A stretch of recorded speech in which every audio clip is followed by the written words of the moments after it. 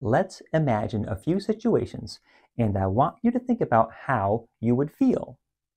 Ready? Your friend just got a new, cute puppy. How would that make you feel? Would you feel happy for your friend? I bet you would. Even though you didn't get anything, if you care about your friend, you'd feel happy with them. Now here's another situation. Your friend's puppy ran away. How would that make you feel? I think you might feel pretty sad. Even though it's not your puppy and you didn't lose anything, you'd still feel sad because you care about your friend. What's something that you could do to show that you care if you know your friend is sad? You could talk to your friend. That would show them love and maybe help them feel better. Or you could perhaps give your friend a hug. It's definitely good to care for others. Think about how much a parent or a loved one cares for their kids. They take care of them when they're babies, and they work hard to give them the things they need, like food and clothes. Now, think about the care that Jesus has for you. He cares for us like no one else. And the care that Jesus has for us is shown in today's story. Let's check it out.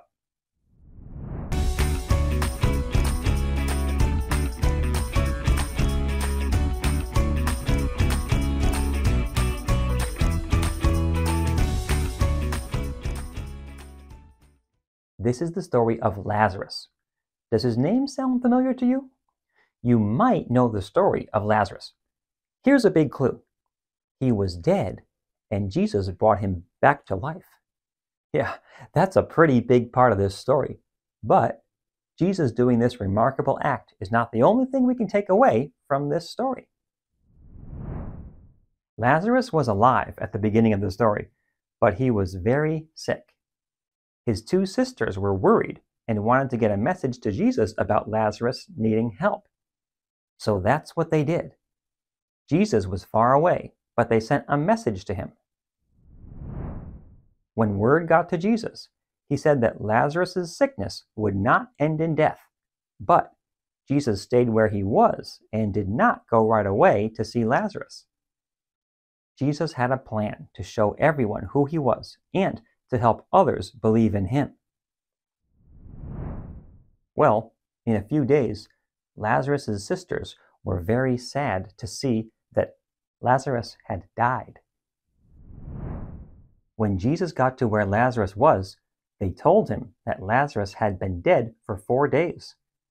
Jesus knew how sad the sisters were, and he even cried with them.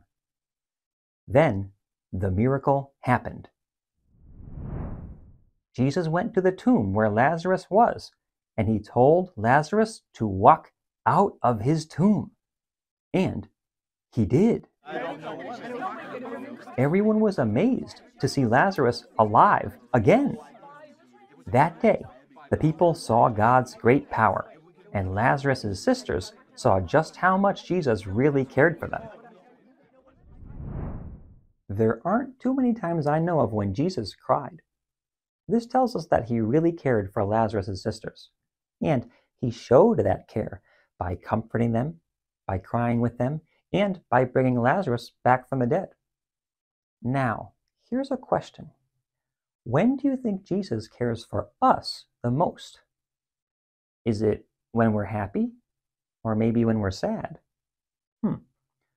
Well, this is kind of a trick question, because Jesus always cares for us, more than we can imagine.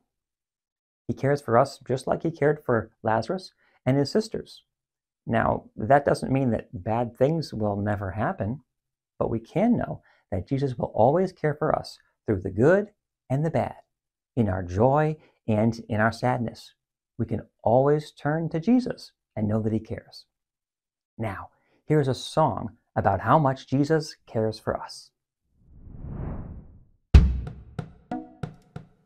Jesus cares for us. He cares for us so much. Jesus cares for us. He cares for us so much. you're glad, and Jesus knows when you're sad. He knows what you're going through, and He can always help you. Jesus cares for us. He cares for us so much. Jesus cares for us. He cares for us so much. And that's the story of Lazarus. Thanks for listening, and I'll see you next time. Hey!